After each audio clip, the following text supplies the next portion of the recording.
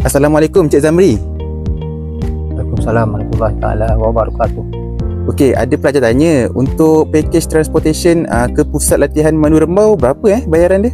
Untuk package transport sekolah Manu Rembau, package dia daripada ceramah hingga ke JPJ. Kalau gagal JPJ tu kena buat bayaran tambahan lah untuk JPJ saja. Zon A, kawasan Zon A, Rembau, Cembung, Cengkau, Sungai Layang, Kampung Batu, Kota. Bayarannya RM163. Okey, untuk Zon B pula, kawasan dia Pedas, Kundo, Linggi, UiTM Rembau, Sawah Raja, Asnah Raja, KKTM Rembau. Bayarannya RM217. Untuk Zon C, kawasan dia Pedas, Linggi, Sungai Gadut.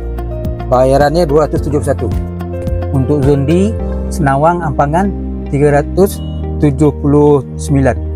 Untuk calon yang memerlukan, yang duduk jauh, yang memerlukan transport, yang risau, sebab sekolah Manu Rembau ni menyediakan transport untuk mereka-mereka yang duduk jauh seperti macam Selangor, KL, boleh juga turun di KTM Rembau ataupun Sungai Gadut dan kami akan boleh ambil di sana lah.